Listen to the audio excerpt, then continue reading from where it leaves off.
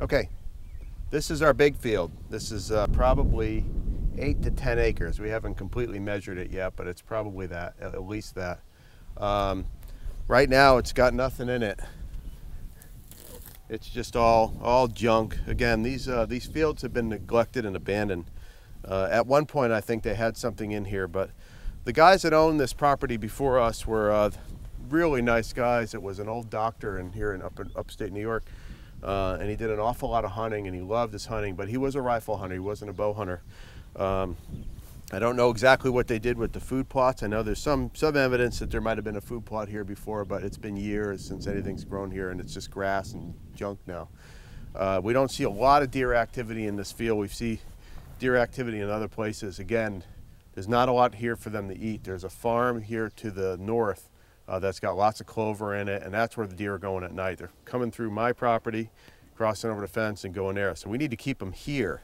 You know, make this forage a lot more palatable to them. So this is going to be probably our #1 project. We're going to start here in this big field. Now it is quite a big field, which is going to make it difficult for bow hunting. Typically my food plots, my hunting plots are going to be pretty small. You know, 1 acre, 2 acres, but narrow, and where you can get shots in it. This thing is a fantastic field for a rifle hunter. And you can tell it's a good field for a rifle hunter because take a look at this. This came with the property.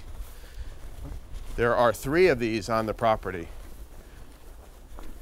These ridiculous little shooting houses. This one has a wood stove in it. It's just unbelievable that they have stuff like this. I mean, talk about a disco hunt. You could just sit in there and sleep and you watch TV or do whatever, but you know, to a bow hunter this is just really strange to us. But you know, for rifle hunters this is great. Unfortunately, there won't be a lot of rifle hunting going on this property because we are all bow hunters here. So let's just take a look at this field a little bit. Well, they got this little patch of trees here where they've got their shooting house. We're going to leave it up. We're not going to take anything down. But it's a nice big field. Now if we go down into that ravine right there, it's all swampy, and it comes up into that other food plot, which we call field #1. This is field #2. I already showed you field #1. It's next to the pole barn. So there's a ravine that separates us. We're probably about 400 or 500 yards away from the pole barn. So this one we can do something with.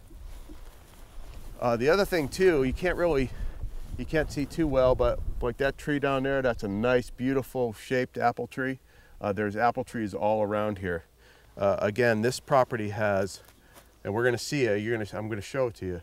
This property has thousands and thousands of apple trees. I mean, almost too many.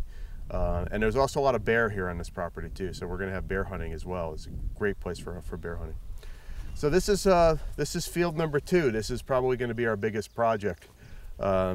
Not exactly sure what the plan is yet. We got to figure it out, but I would guess it includes some kind of a herbicide.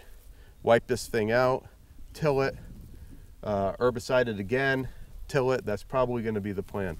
But anyways, this is field #2. It's again 8 to 10 acres, really large.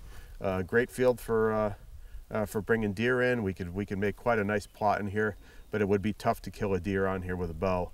They can come out anywhere, and it's not really conducive to a good kill plot. So this would be a food plot here. Let's jump back on the quads, and we're going to show you field #3 and start getting into some of the areas that I'm more excited about, because we could do a lot more with kill plots in those areas, and I want to show you some of the incredible apple orchards that are on this property.